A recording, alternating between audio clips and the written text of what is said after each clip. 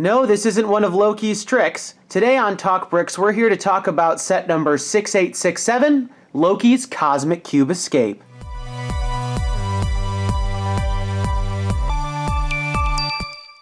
Hello and welcome. I'm Michael here for TalkBricks, and we are here to talk about set number 6867, Loki's Cosmic Cube Escape. With only 181 pieces, this small set packs 3 minifigures and a truck. And let's dive right into everyone's favorite part, the minifigures.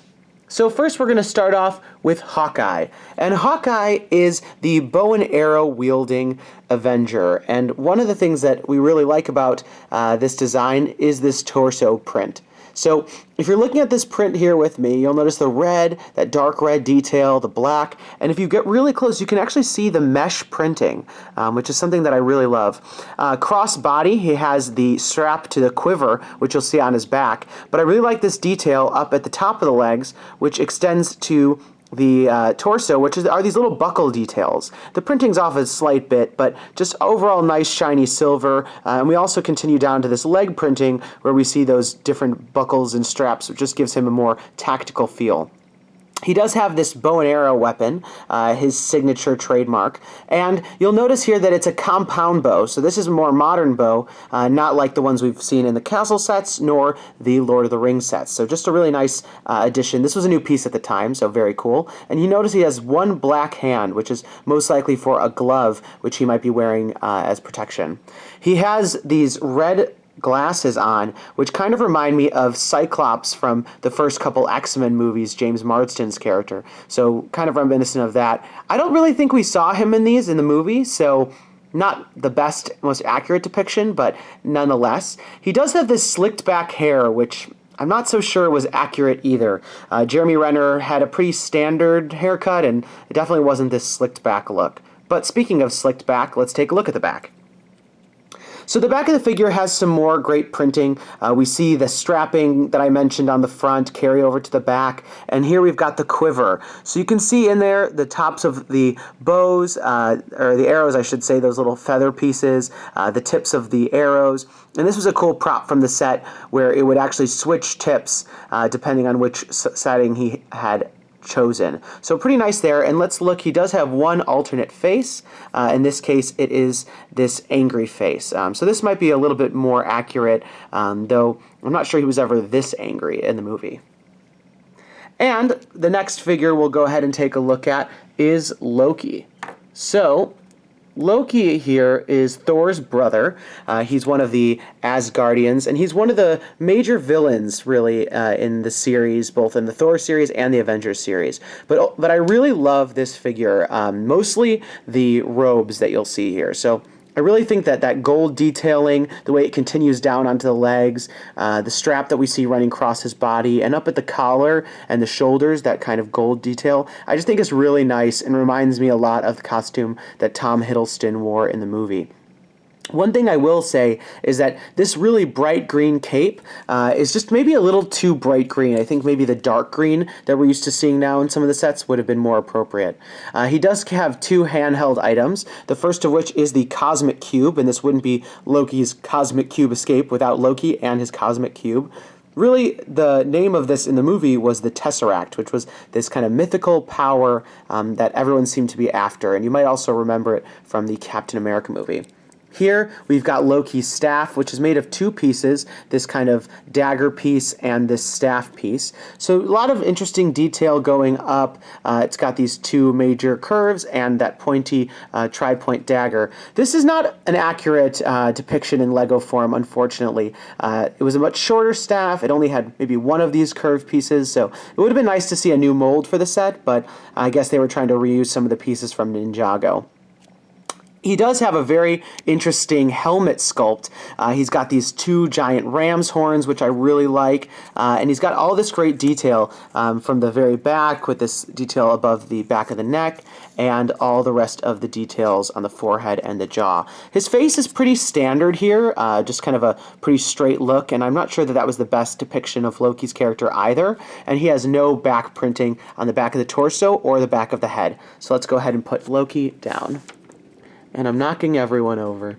So the last and probably everyone's favorite figure from this line is Iron Man. And this is the Iron Man costume that we saw Tony Stark create at the end of Iron Man 2. And you'll notice because of that triangular piece on the chest, the arc reactor is very quintessential from the end of that movie.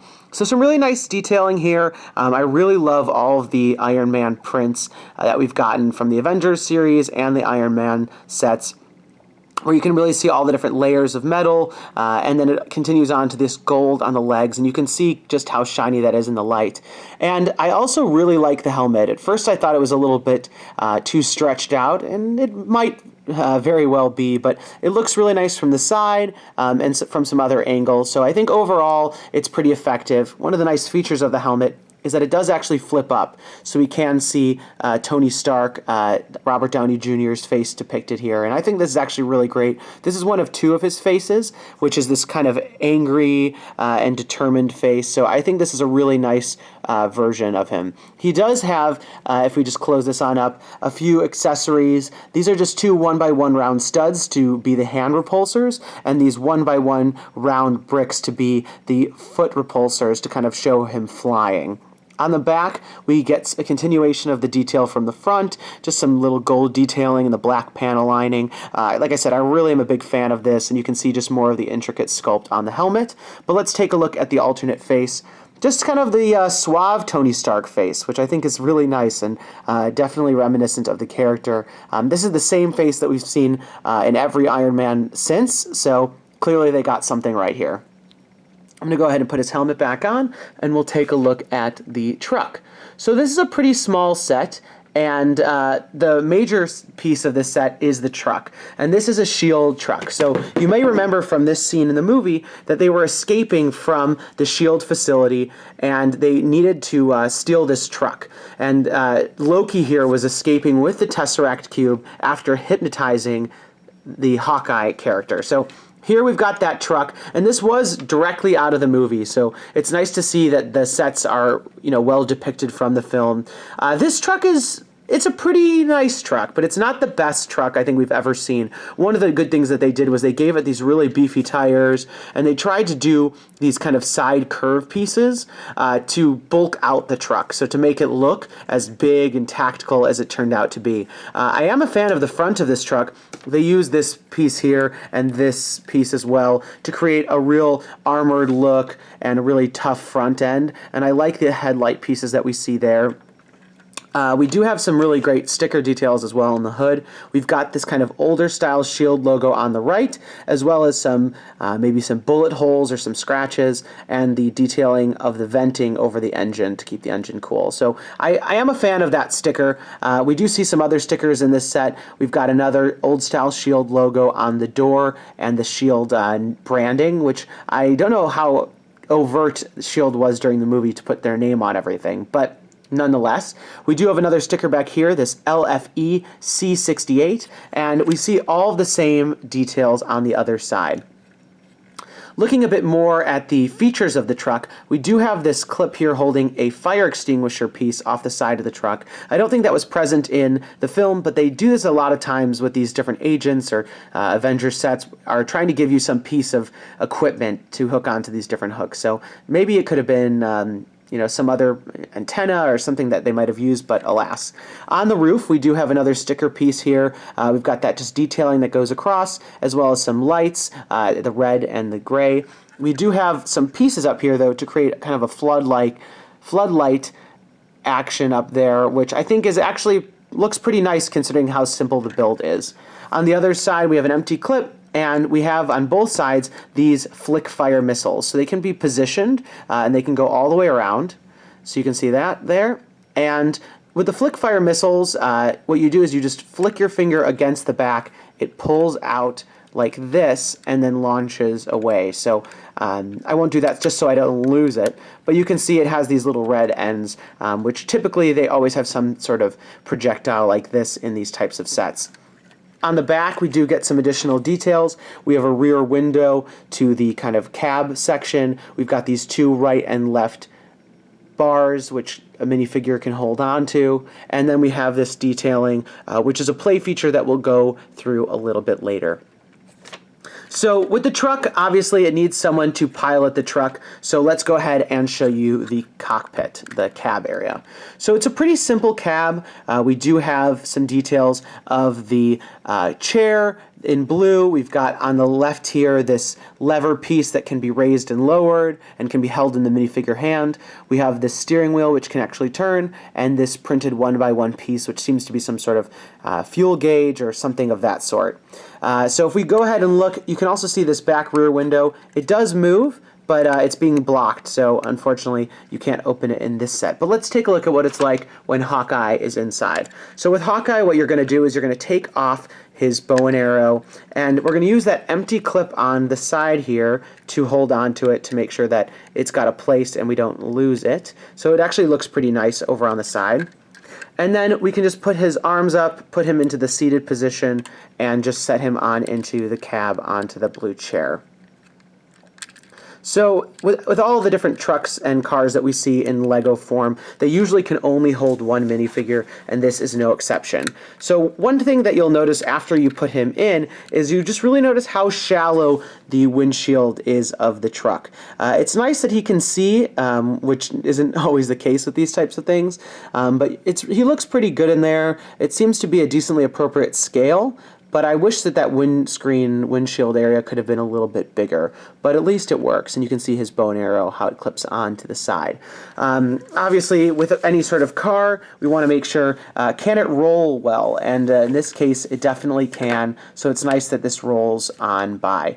So let's go ahead and talk about the play feature. So on the back of the car here in the truck bed area, you'll notice this 1x2 jumper plate, and this is a place that actually Loki in the set can stand. So you can see I can just clip him on there and he can stand. So we can drive him around like this as Loki commands Hawkeye, and we can really just enjoy the set this way. But it also is the host of a play feature. So you'll notice this red bar here, and when we actually flick on this bar, it creates a lever, a catapult-like motion, and if you hit it hard enough, Loki will actually fly off. So let's take a look at this play feature. So we can imagine that Iron Man shot his hand repulsor out, and if we just hit this pretty hard, this red bar, we can knock Loki off. So if we go like this, there he goes, just pops right off like that. So it's nice to have that as a play feature when it comes to these types of sets, even though it is pretty simple, and I'm not sure you're going to have as much fun doing that as you would perhaps just driving the truck around. So let's get all the minifigures set up like this, and I'll give you some final thoughts. So with this set, it is a pretty nice set, but it's definitely not my favorite. You know, the $20 price range is actually one of my favorites in Lego lines because it's a good chance to get minifigures, and this is no exception. We do get 3 figures that are pretty nice. We get Hawkeye here in the truck, but he does come in some other sets. We also have Loki here, who also comes in some other sets. So those two are not unique to this set. The real reason why you're going to want to buy this one is for Iron Man, if you're looking to collect all the unique figures from this line. Ultimately, I do like that this set was depicting an actual moment from the movie. I don't think that's always the case when it comes to these movie-adapted Lego sets. And getting 3 figures, especially some pretty nice figures, is very good. Obviously, we don't know how accurate this shield truck is. We don't know how accurate his staff is. So there's some details like that that I definitely wish Lego could have depicted slightly better. But ultimately, I do think this set does the job pretty well, and I think you're going to have a lot of fun with it. But that's what I think about the set, and we definitely want to hear what you have to say. So tell me, do you like the truck? What do you think about all the figures included? And are you guys getting excited for Avengers Age of Ultron? Comes out very soon here. It might already be out by the time you're watching this video. So let me know your thoughts in the comments below. I'd love to hear from you guys. Feel free to join us on our Facebook, our Twitter, our Instagram, and our Tumblr. We do post pictures of all the sets we review, and it's a great way to subscribe and interact with us because, like I said, we really want to hear what you've got to say. That's all we've got for you for tonight, and have a good one.